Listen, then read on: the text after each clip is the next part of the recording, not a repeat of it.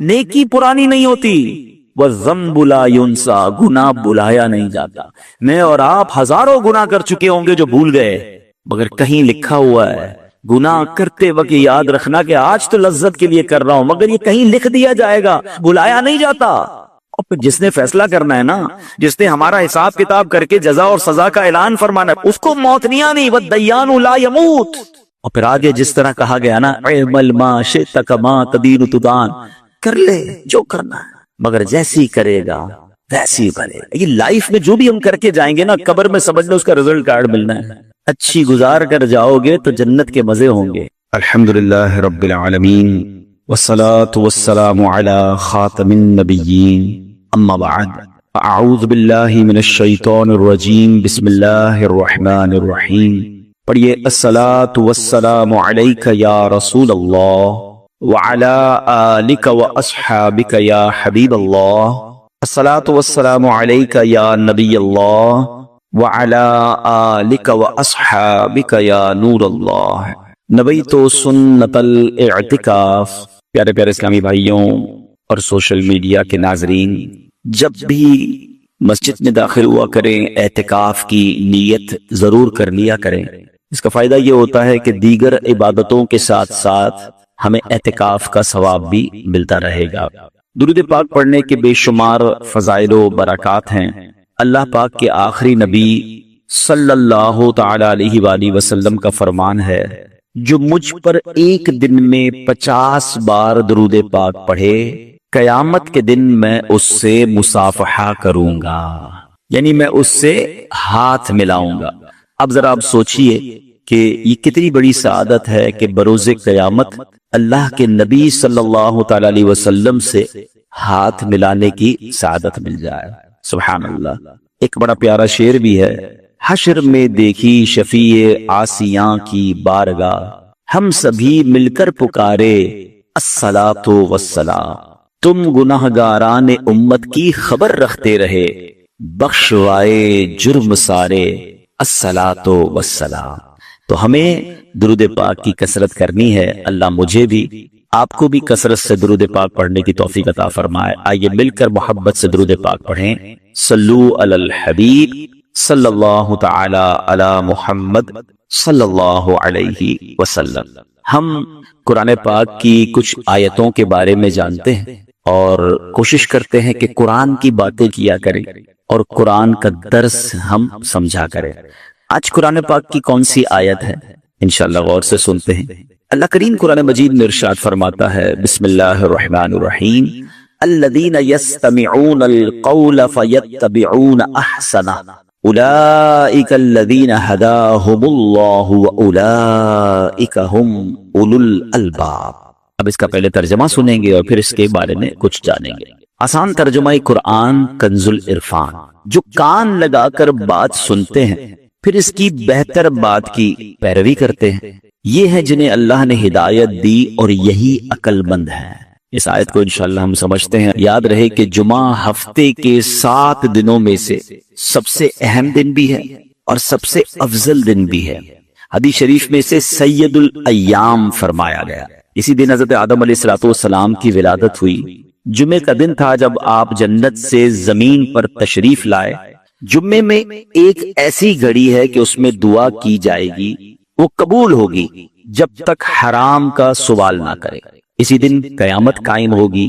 اسی دن فرعون غرق ہوا اور بنی اسرائیل کو اس سرکش سے نجات ملی۔ اسی دن حضرت یونس علیہ السلام کو مچھلی کے پیٹ سے رہائی عطا ہوئی، اور اسی دن حضرت یوسف علیہ السلام کو قید خانے سے نجات ملی۔ اب غور کریں کہ کتنے امپورٹنٹ واقعات جو ہیں وہ قرآن پاک میں موجود ہیں، اور وہ جمعہ کے دن ہوئے ہیں۔ جمعہ المبارک خاص الخاص دن ہے، اسے مسکینوں کا حج قرار دیا گیا ہے۔ اچھا، پھر ہم جمعے کو نماز کے لیے آتے ہیں تو اس میں ہمیں خطبہ سننے کو موقع ملتا ہے۔ اب خطبہ جو ہے نارملی کچھ لوگ تو چپ چاپ ہی سن لیتے ہیں، پتہ ہی نہیں ہوتا عربی میں امام صاحب نے کیا بیان کیا ہے، حالانکہ اس کے اندر بہت سارے میسیجز ہوتے ہیں، بہت ساری ہدایت کی باتیں ہوتی ہیں، اور سبحان اللہ، اللہ کرے کہ ہم اس خطبے کو سمجھ لیں تو ہر بار اپنے علم دین کو انہینس بھی کریں، بڑھائیں بھی، نصیحت کی باتیں بھی دل پر اثر کرنا شروع ہو جائے، اور اللہ کرے کہ ہم عمل کرنے والے بھی بن جائیں۔ اب جو میں نے آیت قرآنی تلاوت کی ہے ایکچولی یہ خطبے اور بیان اور دین کی اہم باتوں کو سننے سے متعلق ہے. آج جو ہم نے آیت چوز کی ہے اب دوبارہ سنیے گا. الذین یستمعون القول، یعنی جو کان لگا کر بات سنتے ہیں. ایک ہوتا ہے سننا، اس کے لیے عربی میں لفظ سمعن استعمال ہوتا ہے. ایک ہوتا ہے خوب توجہ کے ساتھ بغور سننا، ایک نارمل سننا ہے نا، اس کے لیے تو سماع ہم کہتے ہیں. لیکن اگر غور سے سننے کی بات کی جائے تو اسے اردو میں ہمتن گوش ہونا، یعنی ہر طرف سے دھیان ہٹا کر پوری توجہ سے سننا کہتے ہیں. اسے عربی میں استماع کہا جاتا ہے. نارمل سننا سماعت جس کو ہم کہتے ہیں، اور استماع کہا جاتا ہے بہت غور سے فوکس ہو کر سننا. اب قرآن میں کیا ذکر ہوا؟ الذین یستمعون القول، یعنی جو کان لگا کر بات سنتے ہیں. اللہ رسول کا ذکر ہو، جب نصیحت کی بات ہو تو وہ کان لگا کر سنتے ہیں. اب آگے کیا فرمایا؟ فیتبعون احسنہ، جو لوگ یہ کرتے ہیں بزرگوں کی باتیں، علماء کرام کے ارشادات، قرآنی آیات، احادیث غور سے سنتے ہیں، فرمایا پھر اس کی بہتر بات کی پیروی کرتے ہیں. یعنی سن کر صرف انسنی نہیں کر دیتے، ادھر سے سنا ادھر سے نکال دیا، سنا فالو کرنا شروع کر دیا. پھر آگے قرآن کیا کہتا ہے؟ اولئک الذین ھداھم اللہ واولئک ھم اولو الالباب، یہ ہیں جنہیں اللہ نے ہدایت دی ہے اور یہی عقل مند ہیں. تو ماشاءاللہ آپ جمعے کے بیان میں آتے ہیں یا کبھی بھی علماء کرام کے بیانات ہوں، جہاں قرآن کی بات ہو، حدیث کی بات ہو، فوکس ہو کر سننا ہے اور کوشش کرنی کہ اس پر عمل بھی کریں، کیونکہ ایسے لوگوں کو قرآن کہتا ہے کہ ان کو ہدایت ملتی ہے اور یہی عقل مند لوگ ہیں. اب جو کفار ہوتے تھے نا، وہ کیا کرتے تھے؟ وہ بھی اللہ رسول کی جب باتیں ہوتی تھی تو آتے تھے، منافقین ہوتے تھے بعض، وہ انسنی کرتے تھے، اس کو مذاق میں اڑاتے تھے، اس کو فوکس نہیں کرتے تھے. قرآن کہتا ہے ما یأتیہم من ذکر من ربہم محدث الا استمعوہ وہم یلعبون، جب ان کے پاس ان کے رب کی طرف سے کوئی نصیحت آتی ہے تو اسے کھیلتے ہوئے سنتے ہیں. اب آج بھی کیا ہوتا ہے، بیان ہو رہا ہے، لوگ موبائل میں لگے ہوئے ہیں، کچھ لوگ قالین سے کھیلتے رہیں گے، چٹائیاں مسجد میں ہو تو چٹائیوں کے دھاگے نکالتے رہیں گے. یعنی اللہ رسول کی بات سننے آئے اور ٹائم اپنا یا تو گفتگو کرتے رہیں گے. تو یہ بالکل درست نہیں ہے، اور یہ کفار کی اور منافقین کی نشانی قرآن میں بیان ہوئی ہے. تو اللہ کرے کہ ہم ایمان والوں کا جو وصف ہے اس کو اپنائیں کہ جب بھی اللہ رسول کی بات ہو، قرآن و حدیث کی بات ہو تو فوکس ہو کر سنیں. اچھا، اب صحابہ کرام علیہ رضوان نبی پاک علیہ السلام کا خطبہ، نبی پاک کا بیان کیسے سنتے تھے کہ روایت میں ہے کہ اذا تکلم اطرق جلساؤہ کانما علی رؤوسہم الطیر، یعنی جب سرکار دو عالم صلی اللہ تعالی علیہ وسلم کلام فرماتے تو صحابہ کرام گردنیں جھکا کر خاموش بیٹھ جاتے. حالت یہ ہوتی گویا ان کے سروں پر پرندے بیٹھے ہوئے ہیں. اب آپ سمجھتے پرندہ ذرا سی حرکت سے اڑ جاتا ہے. آپ اپنے ہاتھ پہ بھی کبھی ببل تو بیٹھتا نہیں، بیٹھ جائے تو ذرا سا ہاتھ لے گا وہ اڑ جائے گا، ذرا سی آہٹ ہوگی تو اڑ جائے گا. یعنی صحابہ سرکار دو عالم علیہ الصلوۃ والسلام جب بیان فرماتے تو وہ اتنی توجہ کے ساتھ اتنا فوکس ہو کر بیٹھتے تھے کہ اگر پرندہ بھی سر پر بیٹھ جائے تو وہ بھی اڑے نہ، اس کو بھی لگے کہ کوئی آبجیکٹ ایسا ہے جو ہلنے والا نہیں ہے. تو یہ انداز تھا نبی پاک علیہ الصلوۃ والسلام کا. صحابہ کس طرح خطبہ سنتے تھے، سبحان اللہ، اور پیارے آقا کی بات پر عمل کیسے کرتے تھے. ایک بار نبی پاک علیہ الصلوۃ والسلام خطبہ ارشاد فرما رہے تھے اور آپ نے فرمایا اجلسو، بیٹھ جاؤ. اللہ کریم نے نبی پاک کی آواز کو ایک اور کمال یہ عطا فرمایا تھا، یہ بھی معجزہ ہے صلی اللہ تعالی علیہ وسلم، کہ آج مائک لگانے کی ضرورت پڑتی ہے نا پیچھے آواز پہنچانے کے لیے. اس زمانے میں تو مائک نہیں تھا. تو سبحان اللہ، مسجد نبوی میں جتنے لوگ ہوتے تھے سب کو ویسے ہی آواز سنائی دیتی تھی جیسے قریب والے کو سنائی دیتی تھی. اچھا، صرف مسجد نبوی میں نہیں، چلے آپ ہو سکتا ہے کہیں کہ جناب اس زمانے میں تو چند لوگ ہوتے تھے. حجۃ الوداع کے موقع پر، جب حجۃ الوداع کے موقع پر عرفات کے میدان میں 1,24,000 صحابہ موجود تھے، تب بھی نبی پاک نے جو خطبہ دیا سب کو پراپر اور یکساں آواز پہنچ رہی تھی. کلام مصطفیٰ صلی اللہ تعالی علیہ وسلم کا یہ معجزہ. تو ایک بار نبی پاک نے خطبے میں فرمایا اجلسو، بیٹھ جاؤ. تو حضرت عبداللہ ابن مسعود جو ابھی مسجد میں داخل ہی ہوئے تھے، جیسے نبی پاک کا جملہ سنا وہیں بیٹھ گئے. سبحان اللہ، یعنی فوراً سنتے بھی تھے اور اس پر عمل بھی کرتے تھے. ہم میں سے بہت سارے ایسے لوگ یہاں ہیں جو شاید ہر جمعے آتے ہیں اور ہر جمعے ہی بیان سنتے ہیں. کوشش بھی کیا کریں کہ توجہ سے سنا کریں، لیکن اس پر کچھ نہ کچھ عمل بھی شروع کر دیں. تو انشاءاللہ یہ جو قرآن کی آیت میں انعام اعلان ہوا ہے نا، کہ وہ لوگ سنتے بھی ہیں کان لگا کر، عمل بھی کرتے ہیں، اور یہی وہ لوگ ہیں جو ہدایت والے ہیں اور عقل مند ہیں۔ تو اللہ کرے کہ ہم ان لوگوں میں شامل ہو جائیں۔ اچھا، اب ہم جمعے کے خطبے کو اسپیشلی تھوڑا سا ڈسکس کرتے ہیں۔ ایک بڑی پیاری حدیث ہے، حضرت ابو ہریرہ رضی اللہ تعالیٰ عنہ اس کے راوی ہیں۔ سرکار دو عالم علیہ الصلوۃ والسلام نے فرمایا اذا کان یوم الجمعۃ فاغتسل الرجل، فرمایا جب جمعے کا دن ہو تو بندہ غسل کرے، وغسل رأسہ، اپنے سر کو دھوئے، پھر فرمایا ثم تطیب من اطیب طیبہ، پھر بہترین خوشبو لگائے، یعنی جو اس کے پاس خوشبو ہے اس میں سے بہترین خوشبو لگائے، پھر فرمایا ولبس من صالح ثیابہ، اور پھر فرمایا اچھے کپڑے پہنے، ثم خرج الی الصلاۃ، پھر نماز جمعہ کے لیے وہ نکلے گھر سے، حاضر ہو جائے، سبحان اللہ، اور پھر فرمایا وَلَمْ يُفَرِّقْ بَيْنَ اثْنَيْن، دو بندوں کے درمیان سے نہ گزرے۔ اب اس میں بھی ایک چیز کیا ہوتی ہے کہ بعض اوقات نمازی بیٹھے ہوتے ہیں، لوگ گزر کر بیچ سے کاندھے ٹاپ کر آ رہے ہوتے ہیں، یہ نہ کیا کرے، کیونکہ آپ بہت سارے لوگوں کو ڈسٹرب کر رہے ہوتے ہیں۔ اور حدیث میں بھی یہ ذکر آیا کہ دو بندوں کے درمیان سے نہ گزرے، جدھر جگہ ملتی ہے بیٹھ جائے، وہ الگ بات ہے، جب نماز کا وقت شروع ہوگا تو صفیں درست ہو جائیں گی، لیکن بعض لوگ سب کو اوپر سے کاندھے پھلانگتے ہوئے آ رہے ہوتے ہیں، جتنوں کو کاندھا آپ پھلانگیں گے ان کا بیان سننا ڈسٹرب ہو جائے گا۔ اور جب شریعت کی بات ہو رہی ہوتی ہے نا، اس میں ایک احتیاط اس لیے کرنی ہوتی ہے کہ کبھی جائز کو وہ ناجائز نہ سمجھ جائے، حلال کو وہ حرام نہ سمجھ جائے، کیونکہ آپ نے اس کے کاندھے سے جب آپ نے اوپر سے آنا ہے تو اس سے ڈسٹرب ہونا ہے اور وہ بیان کو مس کر جائے گا۔ تو حدیث میں کیا فرمایا؟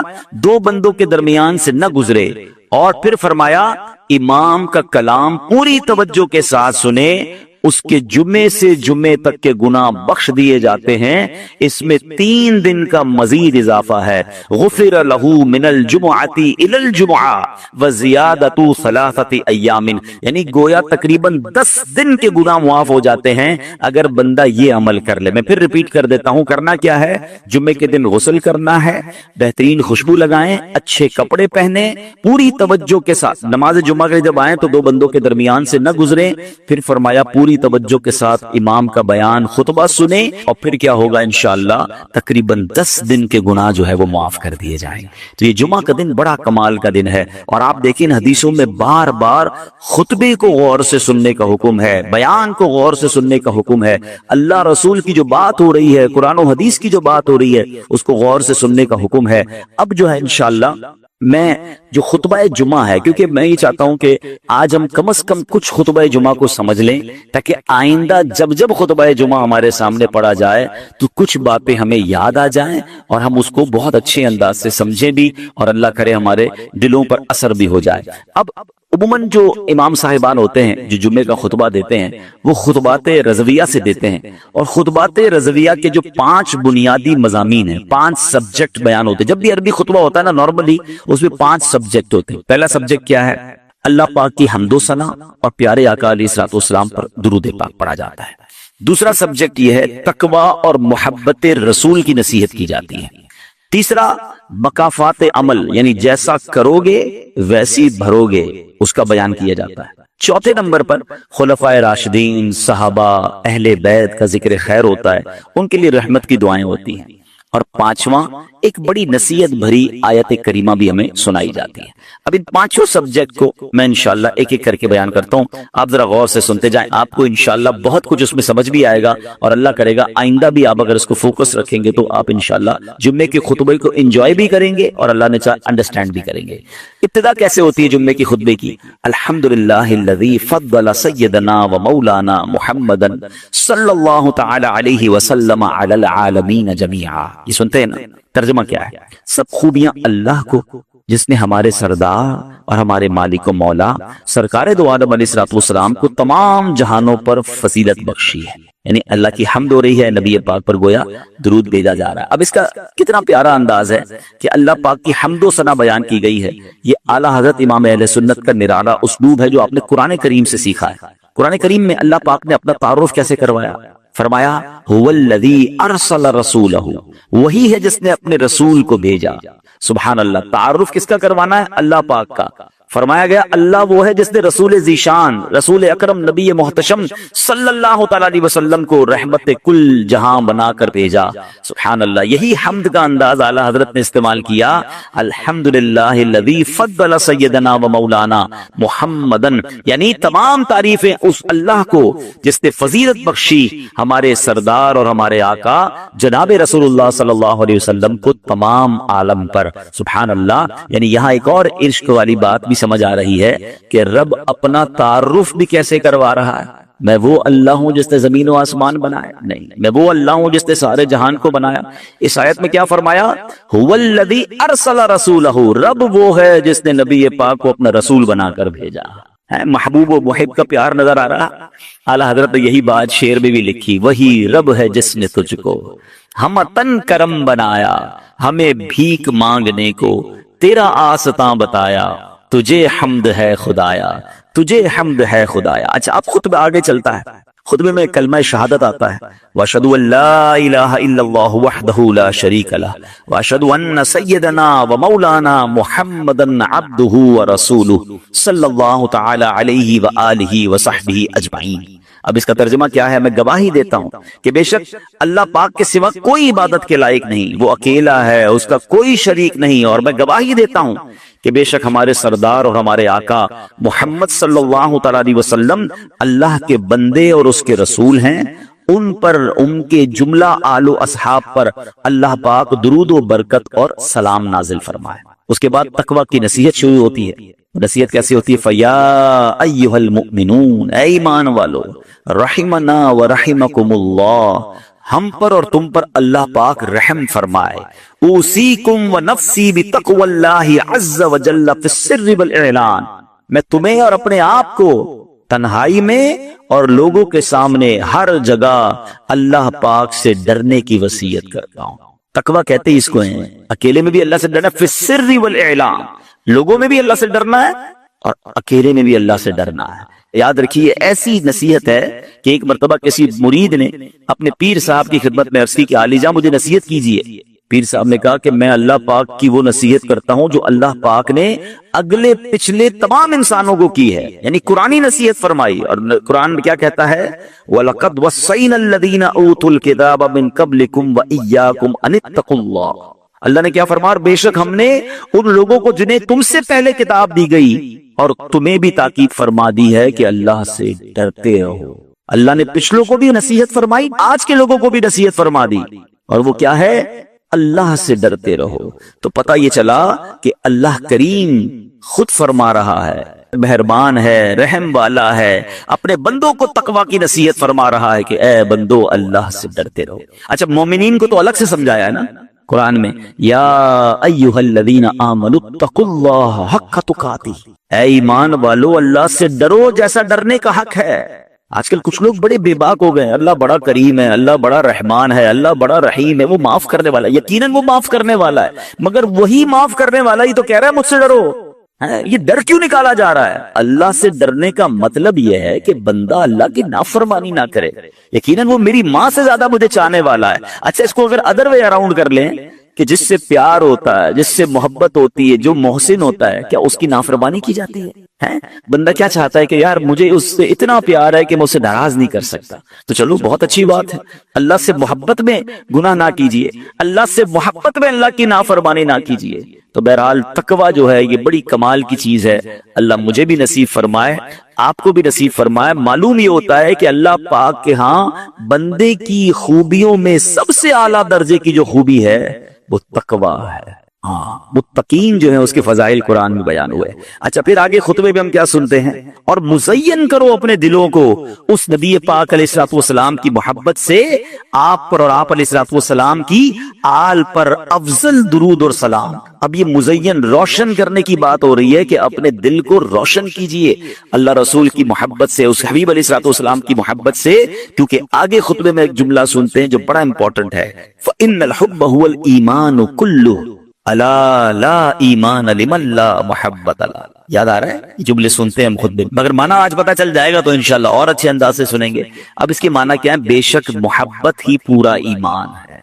خبردار، جسے آپ سے محبت نہیں اس کے لیے ایمان نہیں ہے۔ جس کے دل میں نبی پاک سے محبت نہیں تو اس کا ایمان کمپلیٹ نہیں ہے۔ یعنی یاد رکھیے، محمد کی محبت دین حق کی شرط اول ہے، اسی میں ہو اگر خامی تو سب کچھ نامکمل ہے۔ محمد کی محبت ہے سند آزاد ہونے کی، خدا کے دامن توحید میں آباد ہونے کی۔ یہ جمعے کے خطبے میں بار بار ریمائنڈ کروایا جاتا ہے، سن لو اس کا ایمان نہیں جس کے دل میں نبی پاک سے محبت نہیں۔ ایک بار نبی پاک علیہ الصلوۃ والسلام نے حضرت عمر فاروق رضی اللہ تعالیٰ کا ہاتھ پکڑا ہوا تھا۔ فاروق اعظم نے عرض کی، لَأَنْتَ أَحَبُّ إِلَيَّ مِنْ كُلِّ شَيْءٍ إِلَّا مِنْ نَفْسِي، یا رسول اللہ صلی اللہ علیہ وسلم، آپ مجھے میری جان کے علاوہ ہر چیز سے زیادہ محبوب ہیں۔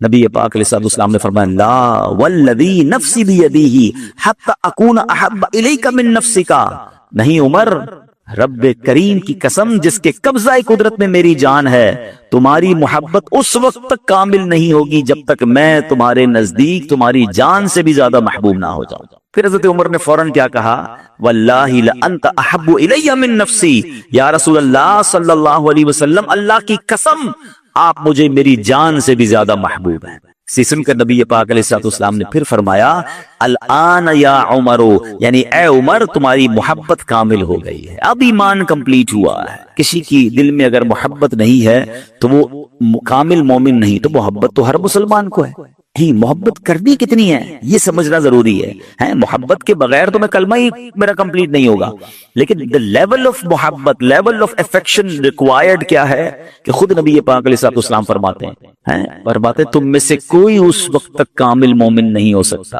جب تک میں اس کے نزدیک، اس کے والد، اس کی اولاد اور تمام لوگوں سے زیادہ محبوب نہ ہو جاؤ۔ اب یہ میں نے اور آپ نے چیک کرنا ہے کہ کیا واقعی ایسی محبت ہے میں رسول پاک علیہ الصلوۃ والسلام سے۔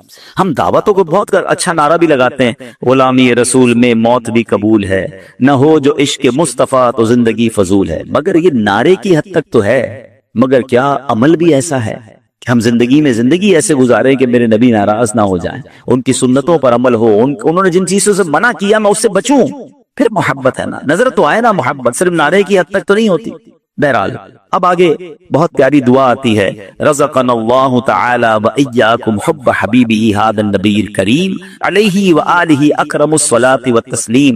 اللہ پاک ہمیں اور تمہیں اپنے حبیب نبی کریم علیہ الصلوۃ والسلام کی محبت نصیب فرمائے، ان پر اور ان کی آل پر بزرگ ترین درود و سلام ہو۔ پھر ایک بڑی کمال کی حدیث ہے، انشاءاللہ کبھی موقع ملا اس حدیث کو پورے بیان میں ہم ڈسکس کریں گے، لیکن یہ حدیث جھنجھوڑنے والی ہے۔ البر لا یبلا والذنب لا ينسى والدیان لا يموت اعمل ما شئت كما تدین تدان۔ نیکی پرانی نہیں ہوتی، اب اس حدیث کا معنی سوئے، البر لا یبلا، نیکی پرانی نہیں ہوتی، والذنب لا ينسى، گناہ بلایا نہیں جاتا، والدیان لا يموت، اور جس نے بدلہ لینا ہے، انصاف کرنا ہے، اس کو موت نہیں آنی، اللہ کو تو موت نہیں آنی نا۔ فرمایا اعمل ما شئت کما تدین تدان، کر لے جو کرنا ہے، جیسی کرے گا ویسی بھرے گا۔ یقین کرے گی ایک حدیث زندگی گزارنے کے لیے کافی، اگر بندہ سمجھ جائے نا، انسان کہتا ہے یار میں نیکی کروں صلہ تو ملتا نہیں، بھائی آپ نیکی کرتے جائیں، یہ پرانی نہیں ہوگی، اللہ کی بارگاہ میں لکھ دی گئی ہے، اللہ اجر دینے والا ہے، لوگوں سے اجر نہ مانگیں۔ البر لا یبلا، نیکی پرانی نہیں ہوتی، والذنب لا ينسى، گناہ بلایا نہیں جاتا۔ میں اور آپ ہزاروں گناہ کر چکے ہوں گے جو بھول گئے، مگر کہیں لکھا ہوا ہے گناہ کرتے وقت یاد رکھنا کہ آج تو لذت کے لیے کر رہا ہوں، مگر یہ کہیں لکھ دیا جائے گا، بلایا نہیں جاتا۔ اور پھر جس نے فیصلہ کرنا ہے نا، جس نے ہمارا حساب کتاب کر کے جزا اور سزا کا اعلان فرمانا ہے، اس کو موت نہیں آنی، والدیان لا يموت۔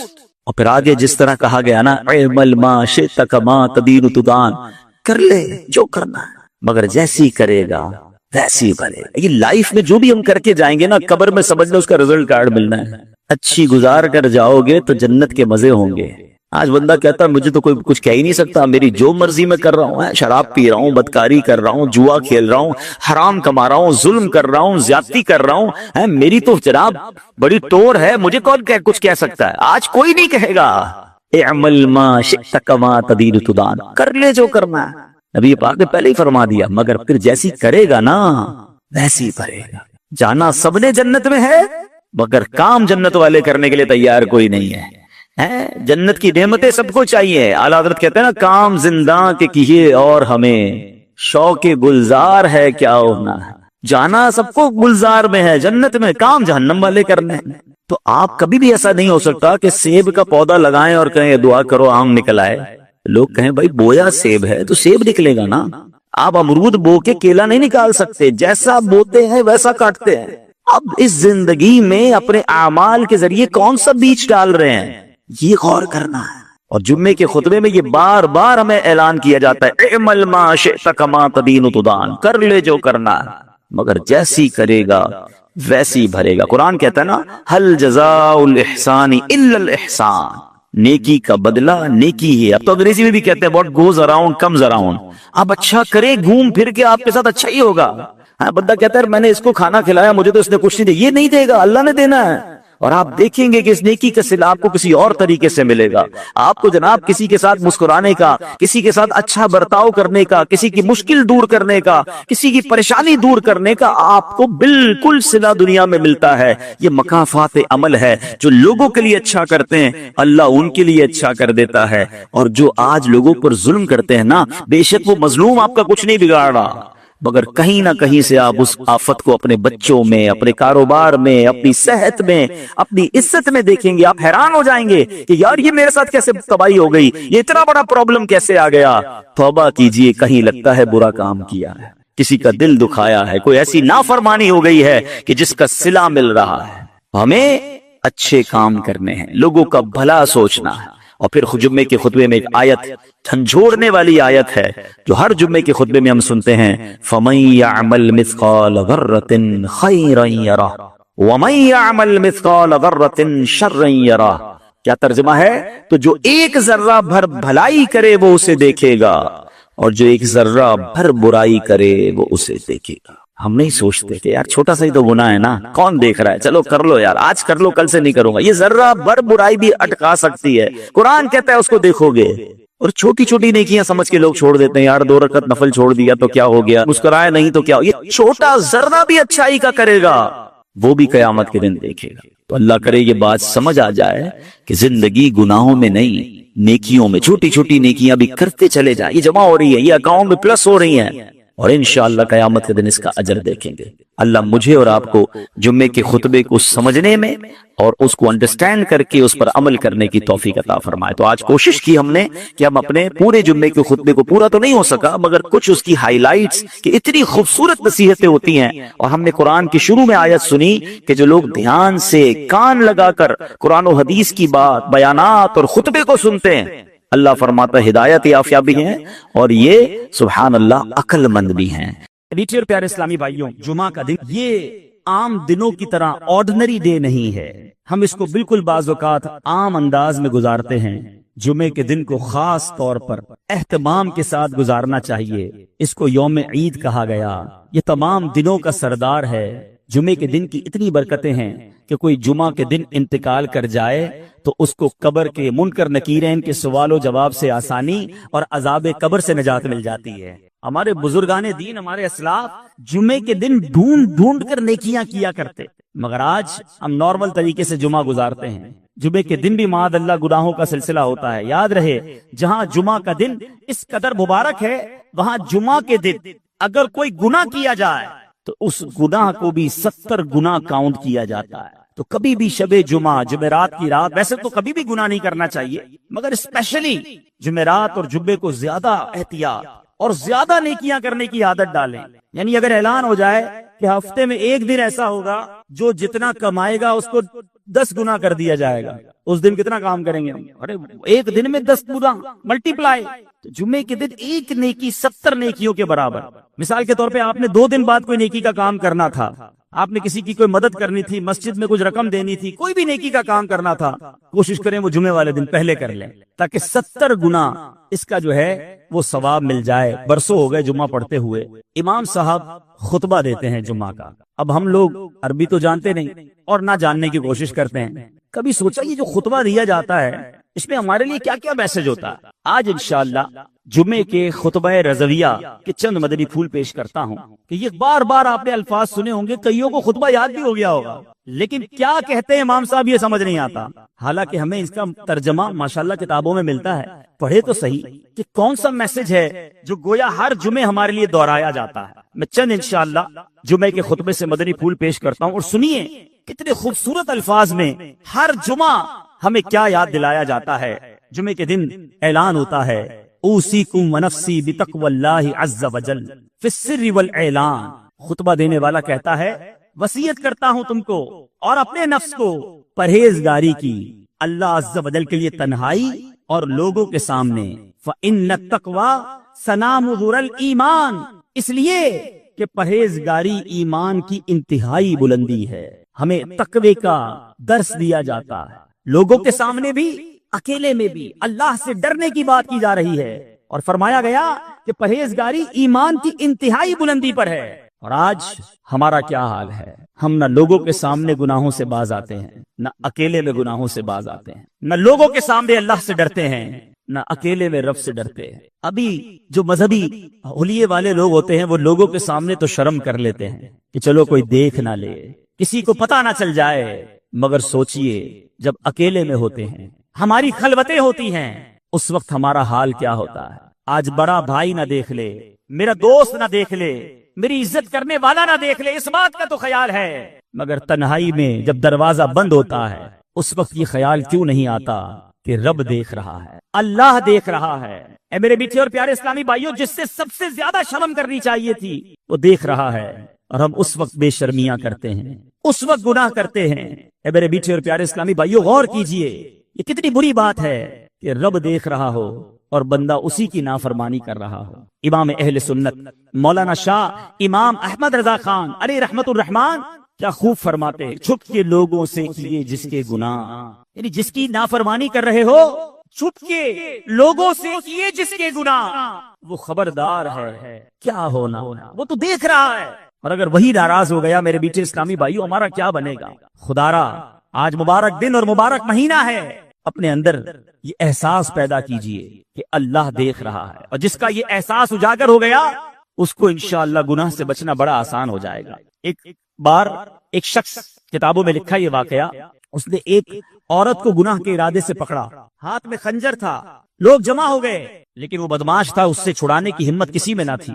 اس زمانے کے ایک بزرگ وہاں سے گزرے کہ دیکھا ایک بدماش نے ایک عورت کو پکڑا ہے، ہاتھ میں خنجر ہے، لوگ جمع ہیں۔ وہ بزرگ قریب تشریف لے گئے اور اس کے کان میں کچھ فرمایا۔ ان کا کچھ فرمانا تھا کہ وہ بدماش جو تھا، وہ گناہگار تھر تھر کانپنے لگا، ہاتھ سے وہ خنجر بھی گر گیا، عورت بھی چھوٹ کر چلی گئی، دھڑام سے گرا، بے ہوش ہو گیا۔ لوگ جمع ہو گئے، کہنے لگے تمہارا تو بڑا کر و فر تھا، تم تو بڑے جری، کسی کو جواب نہ دیتے، تم سے کوئی بات نہ کر سکتا، اتنا ڈرتے تھے لوگ تم سے، ایسا کیا ہوا کہ تم بے ہوش ہو کر گر گئے؟ وہ بدماش کہتا ہے پہلے یہ بتاؤ وہ تھے کون جنہوں نے میرے کان میں کچھ کہا؟ کہا وہ تو زمانے کے فلاں فلاں ولی تھے۔ کہا انہوں نے میرے کان میں آ کر صرف یہ کہا کہ جو تم اس وقت کر رہے ہو وہ اللہ دیکھ رہا ہے۔ اے کاش اکیلے میں گناہ کرتے وقت، برائیاں کرتے وقت، حرام کماتے وقت، ملاوٹ کرتے وقت، جھوٹ بولتے وقت، انٹرنیٹ پر یا ٹی وی پر فلمیں، ڈرامے، گانے باجے، بے حیائی کے مناظر دیکھتے وقت یہ خیال آ جائے کہ اللہ دیکھ رہا ہے۔ جمعہ کے دن بار بار گویا ہمیں ریمائنڈر کال دی جاتی ہے، فرمایا جاتا ہے اوصیکم ونفسی بتقوی اللہ عز وجل فی السر والاعلان، اکیلے میں ہو یا تنہائی میں یا لوگوں کے سامنے ہو، تمہیں اللہ سے ڈرنے کی وصیت کرتا ہوں۔ اے میرے بیچے اسلامی بھائیوں، ہر جمعے یاد دلایا جا رہا ہے دیکھو اللہ سے ڈرنا، وہ دیکھ رہا ہے، مگر جمعہ پڑھ کے جا کر پھر گناہ کرتے ہیں، جمعے کے دن بھی برائی کرتے ہیں۔ ایسا نہ کریں، آئیے رب کی بارگاہ میں سچی توبہ کریں۔ آگے ارشاد ہوتا ہے وَاذْكُرُوا اللَّهَ عِنْدَ كُلِّ شَجَرٍ وَحَجَرٍ وَاعْلَمُوا أَنَّ اللَّهَ بِمَا تَعْمَلُونَ بَصِيرٌ، اور اللہ کو یاد کرو ہر درخت اور پتھر کے نزدیک، اور جان رکھو اللہ تمہارے کام دیکھ رہا ہے۔ اللہ دیکھ رہا ہے، یہ اعلان ہوتا ہے۔ ذکر کرو رب کا، پتھر اور شجر اور حجر کے پاس، یعنی جہاں سے گزرو رب کو یاد کرو، مگر ہمارا حال یہ ہے ہم جدھر سے گزرتے ہیں وہاں رب کی نافرمانی کرتے ہیں۔ کتنے گواہ بناؤ گے؟ کون سی جگہ ہے جو ہمارے گناہ کی گواہ نہیں؟ ارے ہمارے بزرگ تو وہ ہوتے جدھر سے گزرتے ادھر عبادت کرتے، جس جگہ سے گزرتے مسجد دیکھتے کہتے اس میں بھی 2 رکعت نفل پڑھ لوں، مسجد میں جاتے چاہتے ہر ستون پر 2 رکعت پڑھ لوں تاکہ یہ جگہ گواہ ہو جائے۔ ایک بزرگ کے بارے میں آتا ہے، ایک جگہ سے گزرے واپس آئے، پھر گزرے، لوگوں نے کہا حضور آپ ابھی تو گزر کر گئے تھے، کہا میں اس سڑک سے گزر تو گیا مگر خیال آیا اس سڑک پہ گزرتے گزرتے اللہ کا ذکر نہ کیا تھا، میں چاہتا ہوں جس راستے سے گزروں وہ راستہ میرے ذکر اللہ کا گواہ بن جائے۔ سوچو ہمارے بزرگ تو یہ چاہتے تھے، مگر ہمارا حال ایسا ہے کہ جس راستے سے گزرتے ہیں اس راستے کو گالیوں کا گواہ بنا رہے ہیں، اس راستوں کو معاذ اللہ گاڑی میں بھی جاتے ہیں تو میوزک چلاتے ہیں، سارا راستہ وہ گواہ ہو جائے کہ میں گناہ کرتے کرتے گزرا ہوں۔ موٹر سائیکل پہ جا رہے ہیں تو کان میں ہیڈ فون لگا کے میوزک سنیں گے، ایک ایک سڑک کو گناہ کا گواہ کر رہے ہو۔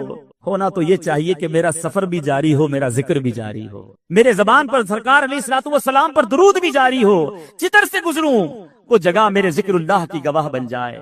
جمعے کے خطبے میں ایک اور بات ہمیں ڈرائی جا رہی ہے، سمجھایا جاتا ہے وَأَنَّ اللَّهَ لَيْسَ بِغَافِلٍ عَمَّا تَعْمَلُونَ، اور اللہ تعالیٰ غافل نہیں ہے اس سے جو تم عمل کرتے ہو، وہ دیکھ رہا ہے، وہ غافل نہیں، ہم غافل ہوتے ہیں، وہ رب غافل نہیں ہے۔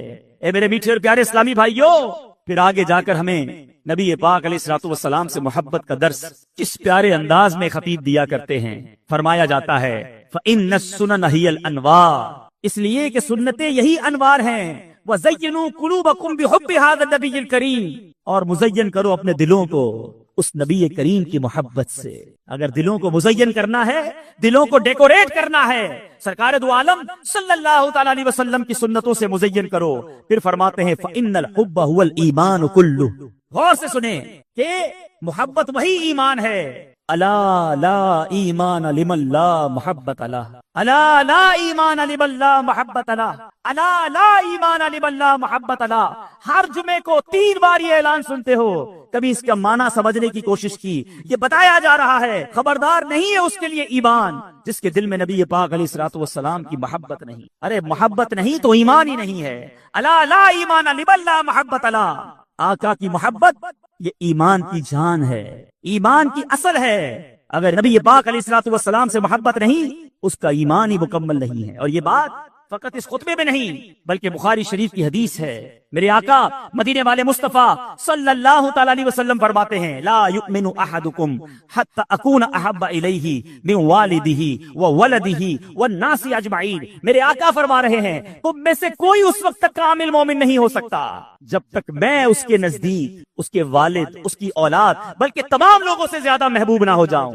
یہ ایمان کی اصل ہے میرے میٹھے اسلامی بھائیوں۔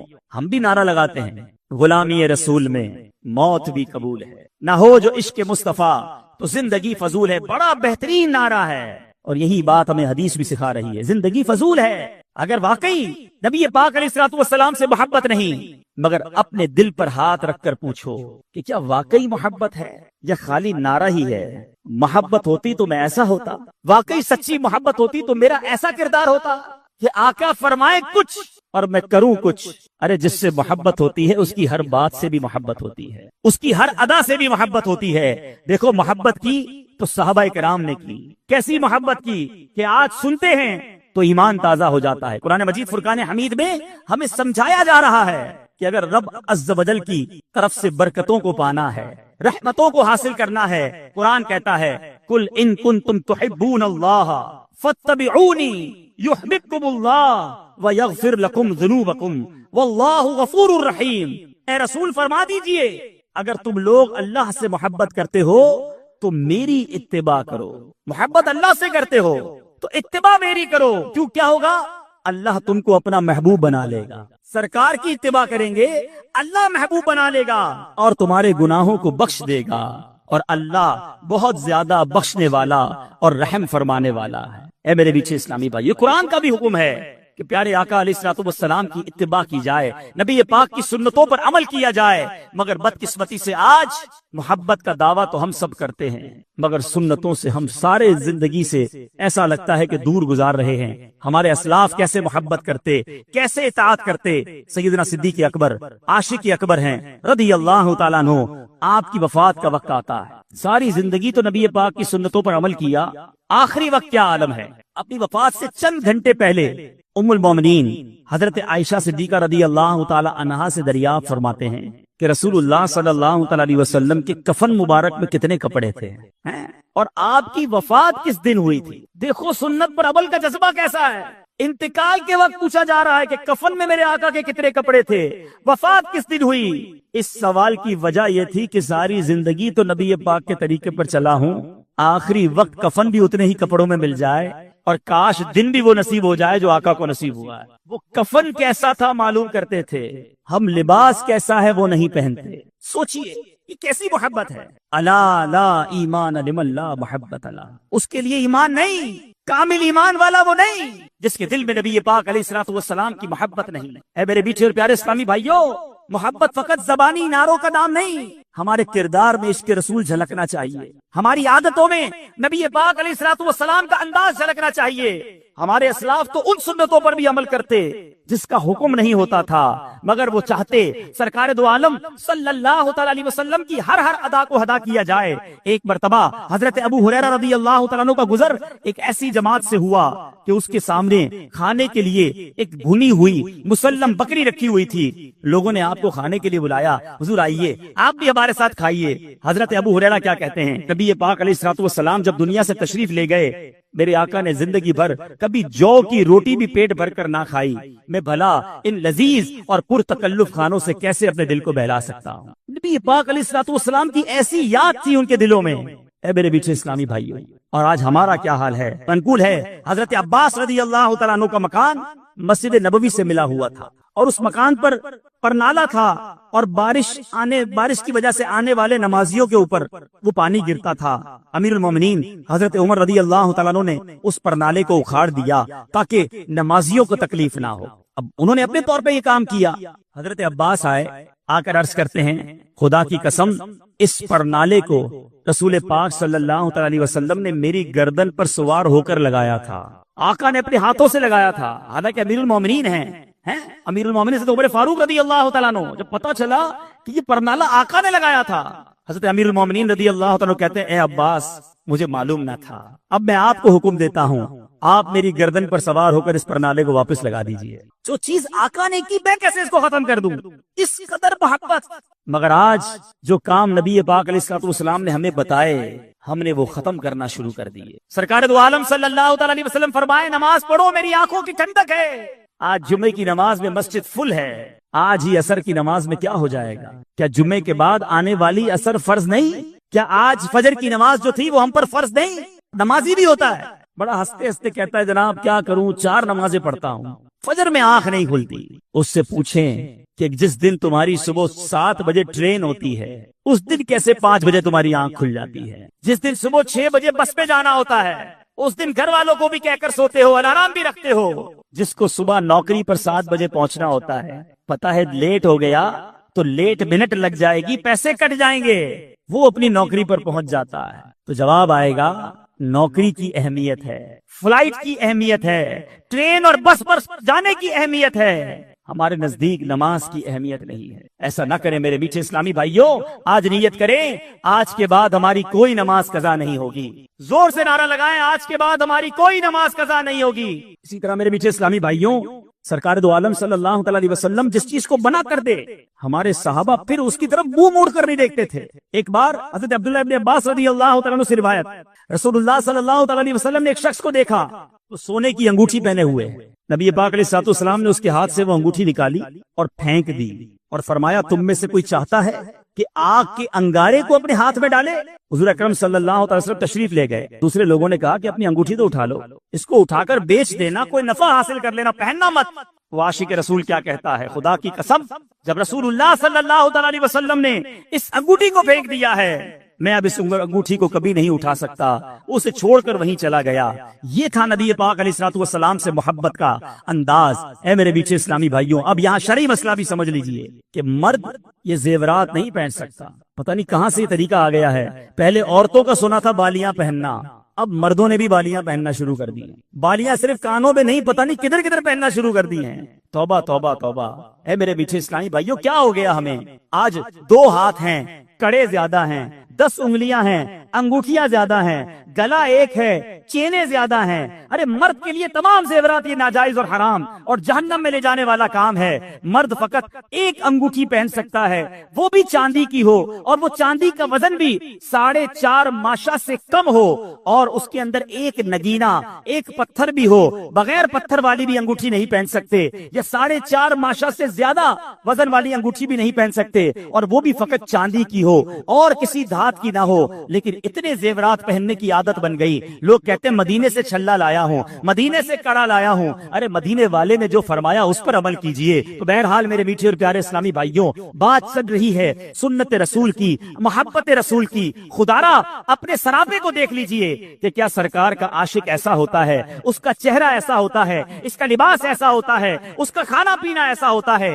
ہم جمعے کے خطبے میں بار بار یہ اعلان سنتے ہیں, الا لا ایمان لمن لا محبت لا. اے میرے میٹھے اسلامی بھائیوں, جب آپ گھر جائیے گا, جو میرے مدری چینل کے ناظرین ہیں ان سے بھی میں یہ بات عرض کروں گا, ذرا آئینے کے سامنے کھڑے ہو جائیے گا اور اپنے آپ سے ایک سوال کیجئے گا, اور وہ سوال یہ ہے کہ میں کہاں سے نبی پاک علیہ الصلوۃ والسلام کا غلام دیکھتا ہوں. آقا کا عاشق کہلاتا تو ہوں, کہتا تو ہوں اپنے آپ کو. ذرا اوپر سے شروع کیجئے گا. بال نبی پاک کے طریقے والے ہیں یا آقا کے دشمنوں کے طریقے والے ہیں؟ پھر چہرہ سنت کے مطابق ہے یا معاذ اللہ نبی پاک علیہ الصلوۃ والسلام کے دشمنوں والا چہرہ ہے؟ چہرے پر داڑھی ہے کہ نہیں؟ سرکار دو عالم صلی اللہ تعالی علیہ وسلم کا فرمان ہے جس کا مفہوم ہے داڑیاں بڑھاؤ, مونچھیں پست کرو, اور میرے دشمنوں جیسا چہرہ نہ بناؤ. یہ کیسا عاشق ہے؟ سرکار کا عاشق بھی کیا داڑھی بڑھاتا ہے؟ کیوں عشق کا چہرے سے اظہار نہیں ہوتا؟ پھر ذرا لباس دیکھیے گا اپنا, اگر سنتوں والا ہے تو ٹھیک ہے, اور اگر نہیں انگریزوں والا اور بے پردگی والا لباس ہے پھر اپنے آپ سے پوچھئے گا کہ میں کہاں سے مسلمان ہوں. پھر ذرا تھوڑی دیر گفتگو کرتے وقت نوٹ کیجئے گا کہ ہماری گفتگو کے اندر الفاظ کون سے ہیں. کیا السلام علیکم ورحمۃ اللہ وبرکاتہ کی عادت ہے؟ وعلیکم السلام ورحمۃ اللہ وبرکاتہ کی عادت ہے؟ سبحان اللہ, ماشاء اللہ, انشاء اللہ, یہ ہماری زبان پر ہے یا فلمی ڈائلاگ ہیں, گانے باجے ہیں, بے حیائی کی باتیں ہیں؟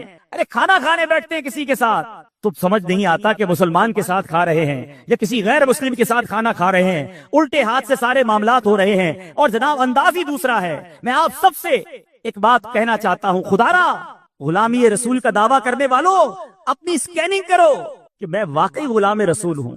ارے غلام رسول وہ ہوتا ہے کہ جس کو دور سے دیکھیں تو پتہ چل جائے کس کا غلام ہے. شاعر لکھتا ہے نا, فنا اتنا تو ہو جاؤں میں تیری ذات عالی میں, جو مجھ کو دیکھ لے اس کو تیرا دیدار ہو جائے. ہمیں دور سے دیکھ کر پتہ چل جائے کہ نبی پاک علیہ الصلوۃ والسلام کا عاشق اور امتی جا رہا ہے. محبت کیجئے, اپنے آقا سے ٹوٹ کر محبت کیجئے, مگر ان کے طریقے پر عمل بھی کیجئے. نبی پاک علیہ الصلوۃ والسلام کا غلام جھوٹا نہیں ہوتا, آقا کا غلام دھوکہ دینے والا نہیں ہوتا, نبی پاک علیہ الصلوۃ والسلام کا سچا عاشق حرام کمانے والا نہیں ہوتا.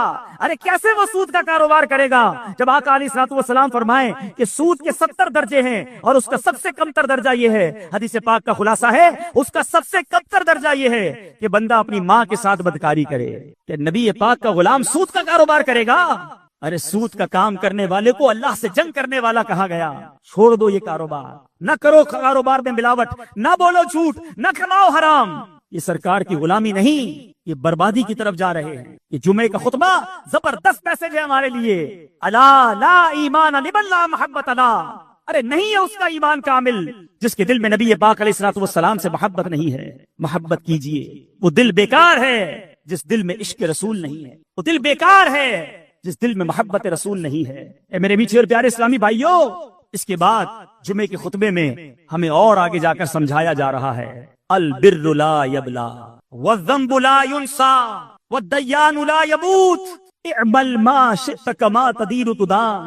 اس کا ترجمہ اگر سمجھ آ جائے نا, ڈرا دینے کے لیے کافی ہے. فرمایا جا رہا ہے البر لا یبلا, نیکی پرانی نہ ہوگی, والذنب لا ینسا, اور گناہ بھلایا نہ جائے گا, والدیان لا یموت, اور جس نے فیصلہ کرنا ہے, جس نے بدلہ دینا ہے وہ مرتا نہیں, اسے موت نہیں آتی. اعمل ما شئت کما تدین تدان. کہا گیا کر لے جو کچھ کرنا ہے, بدلہ دیا جائے گا. کر لے جو کرنا ہے, آخر موت ہے. ایک دن مرنا ہے، آخر موت ہے۔ یہ اتنی زبردست حدیث ہے۔ فرمایا البر لا یبلا، نیکی پرانی نہیں ہوتی، نیکیاں کرتے جاؤ، جمع کراتے جاؤ، وہ رب نیکوکاروں کا اجر ضائع نہیں کرتا۔ والذنب لا ینسا، گناہ کر کے ہم بھول جاتے ہیں، مگر یہ گناہ بھلایا نہیں گیا، کہیں نوٹ ہو گیا۔ ہم بڑے عجیب لوگ ہیں، ہم نے اتنے گناہ کیے ہمیں یاد ہی نہیں ہے، نیکیاں ساری یاد رکھی ہوئی ہیں۔ ہمارے اسلاف نیکیاں بھول جاتے، گناہ یاد رکھتے۔ آج ہمیں یہ بھی یاد ہے کہ 15 سال پہلے مدینے گیا تھا، 10 سال پہلے میں نے مسجد کو پیسے دیے تھے، 5 سال پہلے فلاں غریب کی شادی کروائی تھی۔ کسی کے ساتھ 10-15 منٹ بیٹھو، اپنی 15 سال کی نیکیاں گنوا دیتا ہے۔ اس سے پوچھیں جناب کل جھوٹ بولا تھا یاد ہے؟ 15 سال پرانی نیکی یاد رکھتے گنوائی جا رہے ہو، کل جھوٹ بولا تھا، آج صبح تم سے بدنگاہی ہو گئی تھی یاد ہے؟ تھوڑی دیر پہلے آپ نے غیبت کی تھی وہ یاد ہے؟ کیسے لوگ ہیں ہم گناہ کری جا رہے ہیں، بھولی جا رہے ہیں، مگر والذنب لا ینسا، گناہ بھلایا نہیں جائے گا۔ والدیان لا یموت، میں مر جاؤں گا، مگر جس نے فیصلہ کرنا ہے، جس نے حکم سنانا ہے، اسے موت نہیں آنی۔ اگر گناہوں پر پکڑ ہوئی ہم کہاں جائیں گے؟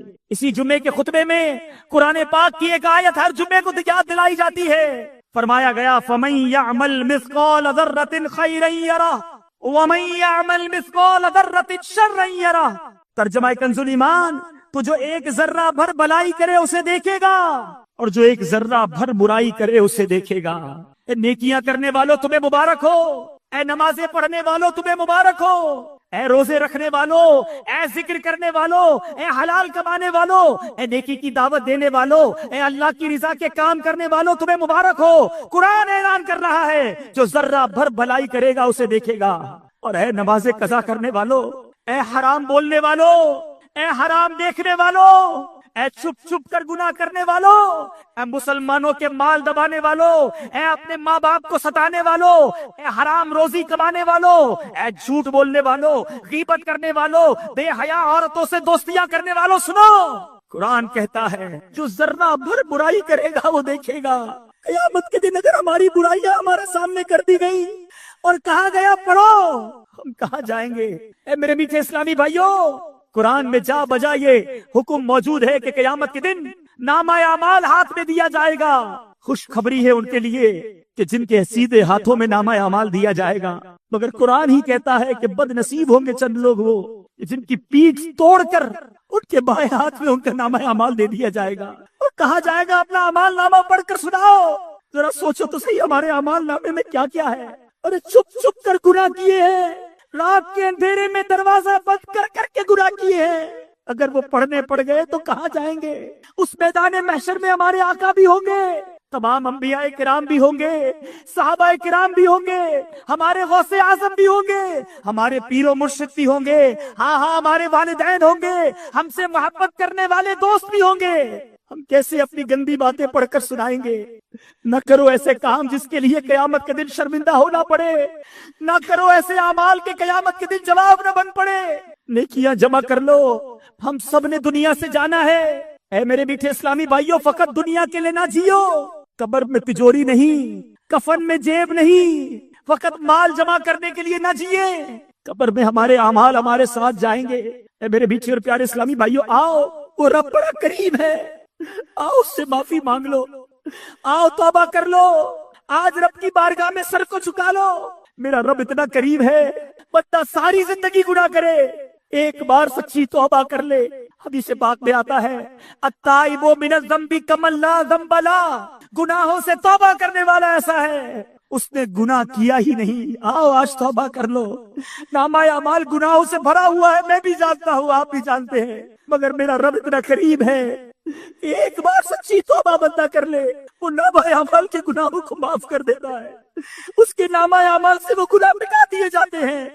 دنیا میں ہم جرم کریں، ہمارا ریکارڈ لکھ لیا جاتا ہے، میرے رب کی شان دیکھو، بندہ توبہ کرے، رب نامہ اعمال سے سارے گناہ ہی مٹا دیتا، بلکہ جس پر کرم نواز ہو جائے اس کے گناہ نیکیوں سے بدل دیتا ہے، بس توبہ کرنے کی دیر ہے۔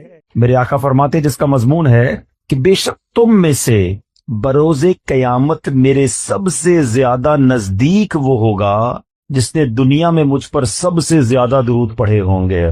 بظاہر تو یہ بڑی مختصر حدیث ہے، لیکن اس کے پیچھے جو انعام ہے, جو ریوارڈ ہے, اگر اس پر توجہ دیں تو سمجھ آئے گا کہ یہ کتنا بڑا انعام ہے. مجھے بتائیے نا, محشر کا دن یہ کتنا مشکل دن ہوگا. سورج 1.25 میل پر ہوگا, زمین تانبے کی ہوگی, پل صراط سے گزرنا ہوگا, نامہ اعمال کھلنے ہوں گے, اعمال تولے جائیں گے, کتنی ڈیفیکلٹیز, کتنی مشکلیں ہوں گی. مگر وہ کون ہوگا جو اس دن ان تمام مشکلوں میں بھی ہماری مدد فرمائیں گے؟ وہ کوئی اور نہیں ہے. بریلی کے تاجدار لکھتے ہیں نا کہ سنتے ہیں کہ محشر میں صرف ان کی رسائی ہے, اور کوئی نہیں ہے ان کے سوا. سنتے ہیں کہ محشر میں صرف ان کی رسائی ہے, گر ان کی رسائی ہے لو جب تو بنائی ہے. اب ذرا غور کرے, جو لوگ حج پہ گئے ہیں وہ میری بات ذرا جلدی سمجھ جائیں گے. عرفات کے میدان میں کتنی پبلک ہوتی ہے؟ 25-30 لاکھ, 40 لاکھ. لیکن جو حج پر جاتے ہیں انہیں لگتا ہے کہ 25-30 لاکھ کہتے کس کو ہیں. تواڈی پنجابی میں کہتے ہیں لگ پتا جاتا ہے کہ عوام کہندے کس کو ہیں. اتنی پبلک, جدھر دیکھو سر ہی سر, ادھر جو ایک بار بندہ کھو جائے دوبارہ نہیں مل سکتا. 25-30-40 لاکھ لوگوں کا یہ عالم ہے, تو محشر میں کتنے لوگ ہوں گے؟ 8 ارب کے قریب تو اس وقت دنیا میں بندے ہیں, ٹھیک ہے. 7 ارب 90 کروڑ کے قریب تو دنیا کی آبادی پہنچ گئی ہے. تھوڑے دنوں میں یہ 8 ارب ہو جانی ہے. 8 ارب ابھی ہیں. حضرت آدم علیہ السلام سے لے کر صبح قیامت تک جتنے لوگ اس دنیا میں آئیں گے سب اس میدان میں موجود ہوں گے. رش کتنا ہوگا, ہجوم کتنا ہوگا. اچھا, اس میں جتنے مسلمان ہیں سب چاہتے ہیں کہ نبی پاک کے قریب ہو جائے. ابھی اس ہال میں 1000-1500 شاید لوگ ہوں گے. کافی لوگ چاہ رہے ہیں آگے آنا, سب شاید مجھ سے مل بھی نہ پائیں. ایک بندے سے 1000 آدمی ملنے کی کوشش کرے تو مشکل ہو جاتی ہے. اربوں خربوں لوگ اگر نبی پاک کے قریب ہونا چاہیں تو کیسے ہو سکے گے؟ اس کا مطلب قریب وہی ہو سکے گا جس کو آقا بلائیں گے. اب کس کو بلایا ہے سوچ لو. آقا فرماتے تم میں سے میرے قریب وہ ہوگا جس نے دنیا میں زیادہ درود پڑھے ہوں گے. اب درود پڑھنا تو قیامت کے دن نبی پاک کے قرب کا ذریعہ ہو گیا. اتنے رش کے اندر میں کیسے قریب پہنچوں گا؟ اللہ اکبر. اور جب قریب پہنچ گئے نا تو پتہ پھر مسئلہ کیا ہونا ہے, آسانی کیسے ہو جائے گی.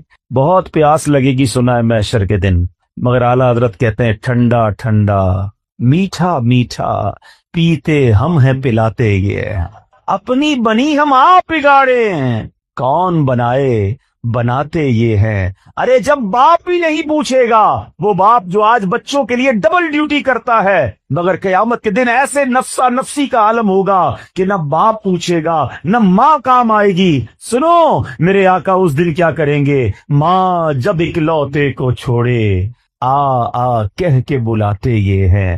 باپ جہاں بیٹے سے بھاگے لطف یعنی کرم وہاں فرماتے یہ ہیں. اللہ اکبر. اس سے سیکھنے کو یہ مل رہا ہے کہ اگر محشر کے دن کی سختیوں سے بچنا ہے, ڈیفیکلٹیز سے بچنا ہے, تو آقا کے قریب جانا ہے, اور آقا کے قریب جانا ہے تو درود پاک کثرت سے پڑھنا ہے. تو آج سارے اسلامی بھائی نیت کریں. اتنا سارا ٹائم ہم موبائل فون کے ساتھ گزارتے ہیں, گھنٹوں گزر جاتے ہیں سوشل میڈیا پر فالتو میں, لیکن درود نہیں پڑھتے, ذکر نہیں کرتے, تلاوت نہیں کرتے. یہ زندگی بیکار نہ گزاریے پلیز. اپنی زندگی کو قیمتی سمجھیے. ایک ایک سانس یہ اللہ کی نعمت ہے. جتنا ہو سکے عبادت میں, ذکر و درود میں, نیکی کے کاموں میں صرف کریں. آئیے مل کر محبت کے ساتھ بآواز بلند درود پاک پڑھ لیں. صلو علی الحبیب صلی اللہ تعالی علی محمد صلی اللہ علیہ وسلم. آج میں مختصراً ایک ایسا واقعہ آپ کو میں نے سنانا ہے کہ جو قرآنی واقعہ ہے, اللہ کے نبی کا واقعہ ہے. اس واقعے کو سنانے کے میرے 2 مقصد ہیں. ایک تو قرآن کا واقعہ سنیں گے, اس واقعے میں جو میسج ہے وہ ہم لینے کی کوشش کریں گے, اور دوسرا مقصد یہ ہے کہ یہ واقعات تو ہمیں پتہ ہونے چاہیے تھے. اللہ کے کلام میں یہ واقعات موجود ہیں, مگر بہت بڑی تعداد ہے جو قرآن سے دور زندگی گزار رہی ہے. ہمیں شاید دنیا کی بہت ساری معلومات ہے, لیکن مسلمان ہونے کے باوجود قرآن کے بارے میں معلومات نہیں ہوتی. نہ قرآن پورا تجوید سے پڑھا ہوتا ہے, نہ ترجمہ پڑھا ہوتا ہے, نہ تفسیر پڑھی ہوتی ہے. مجھے ایک بات بتائیں, پہلے صبح اٹھتے تھے نا لوگ, اللہ رسول کا نام لیتے تھے. اچھا پہلے پھر اس کے بعد اخبار پڑھتے تھے. اب اٹھتے ہی فون اٹھاتے ہیں, پہلا کام, اور یہ دیکھتے کس کس کا میسج آیا ہے. جب تک ہمارے واٹس ایپ میسیجز، ہمارے جو بھی ہمیں پیغامات آئے، ہم سنتے نہیں، ہمیں چین نہیں آتا، کوئی اہم بات رہ نہ جائے۔ مجھے ایک بات بتاؤ، تمہارے دوست کا، تمہارے کاروباری ساتھی کا پیغام مس نہ ہو جائے، اس بات کا خیال ہے؟ اتنی عمر ہو گئی، اللہ کا پیغام قرآن تمہارے پاس آیا ہوا ہے، وہ پڑھ لیا، جان لیا رب نے کیا فرمایا ہے، اللہ نے ہمارے لیے کیا پیغام دیا ہے؟ کبھی سوچا آپ نے؟ قرآن تو ویسے ہی اللہ کا پیغام ہے، مگر خاص طور پر 89 آیتیں وہ ہیں جس میں اللہ نے براہ راست ڈائریکٹلی مجھ سے اور آپ سے بات کی ہے، اور کیا فرمایا؟ یا ایھا الذین آمنو، اے ایمان والو، اے ایمان والو۔ ہم ایمان والے ہیں نا، ہم سے بات ہوئی ہے، کیا ہم نے وہ 90 کے قریب آیتیں پڑھ لی؟ یہ اللہ نے کیا فرمایا، مجھ سے کیا بات کی ہے؟ میری فیملی کا، میرے دوستوں کا، میرے بزنس کولیگز کا پیغام ڈسٹرب نہ ہو، اس کا خیال ہے۔ اللہ نے قرآن میں ہمیں پیغام دیا ہوا ہے، ہمارے پاس ٹائم ہی نہیں ہے۔ مرنے کے بعد کیا ہم یہ جواب دے سکیں گے کہ یا اللہ ٹائم نہیں تھا اس لیے قرآن نہیں پڑھ سکا؟ خدا را قرآن سے دور نہ رہیں، پڑھیں قرآن کو، اتنا کچھ موجود ہے۔ اور حدیث پاک کا مضمون ہے وہ دل ویران ہے جس میں کچھ قرآن نہیں ہے۔ سوچو کہ ہمارے دل میں کتنا قرآن ہے، ہم کتنا قرآن پڑھتے ہیں۔ اب میں قرآن کا واقعہ سناتا ہوں۔ ایک مقصد یہ ہے کہ قرآن سے محبت بڑھے، قرآن پڑھنے کا ذہن بنے۔ قرآن سے دور رہ کر زندگی اچھی نہیں ہے۔ یہ قرآن، وہ دیکھیں نا، ہمارے موبائل میں بہت سارے سافٹ ویئرز ہوتے ہیں اور روز کئی بار کھولتے ہیں، مگر جس دن میں اور آپ قبر میں جائیں گے نا، ہمارے سارے سافٹ ویئر آف لائن ہو جائیں گے۔ بلکہ کچھ دوست کہیں گے یار کئی دن ہو گئے آن لائن نہیں ہوا، اور بعد میں پتا چلے گا یہ بندہ تو خود ہی آف لائن ہو گیا ہے، خود ہی دنیا سے چلا گیا ہے۔ اس کا مطلب یہ ہوا کہ قبر میں جا کر سارے سافٹ ویئر آف لائن ہو جائیں گے، مگر جس نے قرآن کو تھاما ہوگا یہ قبر میں بھی آن لائن رہے گا، یہ قبر میں بھی تمہارے ساتھ جائے گا، قبر کا نور بنے گا۔ تو کیوں نہ روز کچھ نہ کچھ قرآن پڑھا جائے؟ تو آئیے نیت کر لے، پہلی نیت تو یہ کر لے کہ ہم روز کچھ نہ کچھ قرآن پڑھیں گے انشاءاللہ، اس کو سمجھنے کی بھی کوشش کریں گے۔ ہے نا دعوت اسلامی آپ کے پاس، بچوں کے مدرسے الگ تو بڑوں کے مدرسے الگ، آن لائن مدرسہ الگ، آپ پڑھنے والے تو بنے، ہر جگہ آپ کو فیسلٹی دعوت اسلامی دے رہی ہے کہ کسی طرح قرآن پڑھ لے اور اسے سیکھ لیں۔ اور اب آتے ہیں اس بڑے ہی عجیب و غریب واقعے کی طرف، اور یہ واقعہ ہے حضرت یونس علیہ السلام کا۔ شہر تھا نینوا جس کی ہدایت کے لیے آپ کو بھیجا گیا۔ آپ نے اپنی قوم کو اللہ کی طرف بلایا، وہ لوگ شرک کرتے تھے، وہ اللہ پر ایمان نہیں لاتے، بت پرستی کرتے تھے۔ آپ نے بہت ان کو سمجھایا، اللہ کی طرف بلایا، وہ قوم ہدایت نہیں پاتی تھی، ایمان لانے سے انکار کر دیا، الٹا آپ کے سامنے سرکشی کرتے تھے۔ تو آخرکار آپ نے کہا کہ اے لوگو، اب اگر تم ایمان نہیں لا رہے تو سنو، میں تمہیں عذاب کے بارے میں بتا رہا ہوں، اب تم پر عذاب آئے گا، اور میں کوئی بات جھوٹی نہیں کرتا۔ اب قوم کے لوگوں نے مشورہ کیا کہ یہ بات تو کبھی جھوٹی کرتے نہیں ہیں، اب ان پر نظر رکھو، اگر تو یہ راتوں رات ہمارے شہر سے چلے جائیں نا تو سمجھ لو عذاب آنے والا ہے، کیونکہ اگر یہ اللہ کے نبی ہیں تو جس شہر میں اللہ کے نبی ہوتے ہیں وہاں عذاب نہیں آتا۔ وہ قوم بت پرست بھی تھی مگر یہ بات بھی مانتی تھی۔ آپ پر فوکس کیا، آپ پر نظر رکھی، اور دیکھا کہ رات آپ شہر سے باہر تشریف لے گئے، صبح ہوئی تو عذاب کی بدلیاں، یعنی عجیب و غریب قسم کے بادل آنا شروع ہو گئے۔ قوم سمجھ گئی کہ اب عذاب آنے والا ہے، حضرت یونس کو ڈھونڈو۔ انہوں نے تلاش کیا، حضرت یونس پورے شہر میں نہیں ملے۔ اب قوم نے سمجھ لیا کہ عذاب آنے والا ہے۔ اب اس قوم نے کیا کیا کہ وہ ڈر گئے، کانپ گئے، اپنے بچوں کو لیا، عورتوں کو لیا، مویشیوں کو لیا، اور پھٹے پرانے کپڑے پہنے اور جنگل میں نکل گئے، اور رو رو کر اللہ کی بارگاہ میں توبہ کرنے لگے۔ حضرت یونس علیہ السلام پر اقرار اور ایمان لانے کی نیتیں کرنے لگے۔ شوہر بیوی سے الگ ہو گیا، مائیں بچوں سے الگ ہو گئیں، سب کے سب استغفار شروع کر دیا، گر گڑا کر رونے لگے۔ عذاب کے بادل آ چکے تھے مگر یہ روتے رہے، گر گڑاتے رہے۔ جو مظالم آپس میں انہوں نے کیے تھے، ایک دوسرے سے معافیا مانگنے لگے، کسی کی حق تلفی کی تھی اس کا حق واپس لوٹا دیا۔ سچی توبہ کر کے کہتے ہیں یا اللہ، ہم حضرت یونس کے رب پر ایمان لائے، وعدہ کرتے ہیں ہمیں معاف فرما دے۔ اللہ کریم کو ان لوگوں کی اس گریہ وزاری پر، مخلصانہ گریہ وزاری پر، بے قراری پر رحم آیا اور عذاب اٹھا لیا گیا۔ دھواں اور عذاب کی بدلیاں جو تھیں، وہ بادل عجیب و غریب وہ دفع کر دیے گئے۔ شہر میں لوگ آئے اور امن و چین کے ساتھ رہنے لگے۔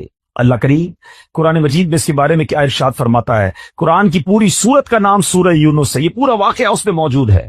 اللہ سورہ یونس میں ارشاد فرماتا ہے، تو ہوئی ہوتی نہ کوئی بستی کہ ایمان لاتی تو اس کا ایمان کام آتا. ہاں یونس کی قوم جب ایمان لائے ہم نے ان سے رسوائی کا عذاب دنیا کی زندگی میں ہٹا دیا اور ایک وقت تک انہیں برتنے دیا. یاد رہے کہ اللہ کی قدرت کا ایک اصول ہے کہ جب قوم پر عذاب آ جاتا ہے تو عذاب آنے کے بعد توبہ مفید نہیں رہتی، توبہ قبول نہیں کی جاتی. مگر یونس علیہ السلام کی قوم پر یہ احسان ہوا کہ عذاب کی بدلیاں آ چکی تھیں، مگر جب وہ ایمان لائے تو ان سے عذاب کو اٹھا لیا گیا. اب ماجرا یہ ہوا، اللہ کے نبی تھے، آپ کو بتا دیا گیا تھا کہ عذاب آنا ہے. آپ نے اپنی قوم کو بتایا کہ عذاب آنے والا ہے، خود چلے گئے تھے. آپ جب واپس آئے تو دیکھا قوم چین سے رہ رہی ہے، کوئی عذاب نہیں آیا. تو لوگوں نے کہا کہ حضور آپ اپنی قوم میں تشریف لے جائیں. فرمایا میں کیسے جاؤں؟ اب میں قوم میں جاؤں گا یہ لوگ تو مجھے جھوٹا سمجھیں گے اور مجھے قتل کر دیں گے. میں تو ان کو کہہ کر آیا تھا عذاب آئے گا. آپ اپنی قوم کی طرف جانے کی بجائے آپ اس قوم سے دور سمندر کی طرف چلے گئے، کشتی میں بیٹھے. جب وہ کشتی آگے جاتی ہے تو بیچ سمندر میں جا کر وہ کشتی رک گئی. اس زمانے کے لوگوں کا یہ ماننا تھا کہ بیچ میں کشتی جب ہی رکتی ہے جب کوئی بھاگا ہوا غلام کشتی میں بیٹھا ہو. تو لوگوں نے کہا ایسا کرتے ہیں، قرآن دازی کرتے ہیں اور دیکھتے ہیں کہ کون ہے جس کی وجہ سے یہ کشتی رکی ہے. اب جب قرآن دازی کی گئی تو حضرت یونس کا ہی نام نکل آیا. اس قوم نے حضرت یونس کو ہی کشتی سے اتار کر پانی میں ڈال دیا، ڈبو دیا پانی میں. ایک طرف قوم بچھڑ گئی، ایک اور آزمائش کہ اب آپ پانی میں ڈبو دیے گئے بیچ سمندر کے اندر. اور اللہ کا حکم دیکھیں، اللہ کی کرنی دیکھیں کہ ایک بڑی سی مچھلی آئی اور حضرت یونس کو نگل گئی. اب آپ مچھلی کے پیٹ میں ہیں، ابھی زندہ ہیں، ایک کال کوٹڑی ہے، نظر کچھ نہیں آ رہا ہو. اب حضرت یونس نے اس مچھلی کے پیٹ میں کیا پڑھنا شروع کیا؟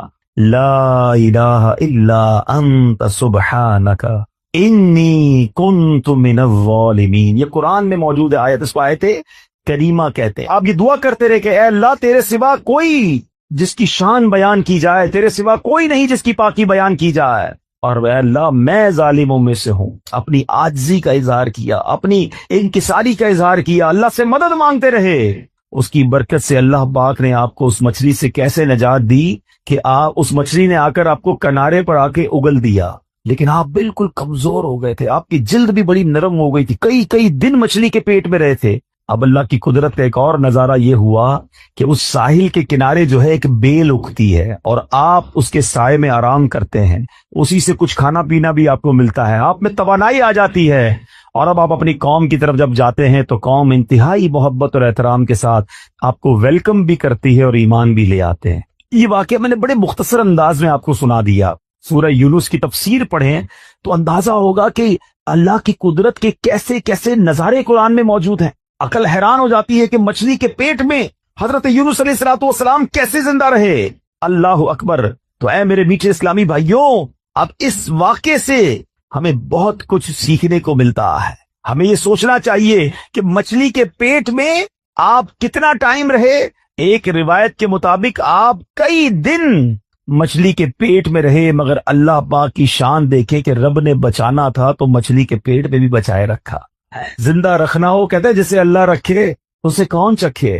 اب اس ایک قرآنی واقعے سے بہت کچھ سیکھنے کو مل رہا ہے. پہلی بات یہ سیکھنے کو ملی کہ سچی توبہ یہ اللہ کی رضا کا سبب ہے. کتنے گناہ کیوں نہ ہو جائیں، کتنی خطائیں کیوں نہ ہو جائیں، اس کی بارگاہ میں اگر گر گڑایا جائے تو وہ خاص کرم فرماتا ہے، وہ آتے عذاب ٹال دیتا ہے، وہ رحمت کی برکھا برساتا ہے. مگر پرابلم یہ ہے کہ آج ہم اللہ کی بارگاہ میں سر نہیں جھکاتے، اس سے سچی توبہ نہیں کرتے، اس سے دوستی نہیں کرتے. گناہ ہو گئے نا، مگر وہ کریم ہے، وہ رحیم ہے، اس سے مانگ لے معافی، مگر سچی معافی مانگے. یہ توبہ نہیں ہے کہ یا اللہ میری توبہ، یا اللہ میری توبہ، اور پھر دوسرے گناہوں کے پلان باقی ہیں. نہیں، سچی توبہ کہ اب نہیں کروں گا. جتنے گناہ ہیں وہ کریم کرم فرمائے تو ایک باری میں معاف فرما دیتا ہے. کیا خوبصورت شعر پنجابی شاعر کہتا ہے نا، کتنا کریم ہے میرا مالک. ایک گناہ میرے ماں پیو ویکھے مینو عمری منہ نہ لاوے. ایک گناہ میرا ماں پیو ویکھے مینو عمری منہ نہ لاوے. لکھ گناہ میرا مالک ویکھے او پھر بھی پردے پاوے. کتنی خطائیں ہیں مگر وہ رب پھر بھی روزی دے رہا ہے، پھر بھی کھانا دے رہا ہے، پھر بھی سانسیں دے رہا ہے، پھر بھی ہم آنکھیں حرام دیکھتی ہیں مگر وہ اندھا نہیں کر رہا. ہمارے ہاتھ غلط کام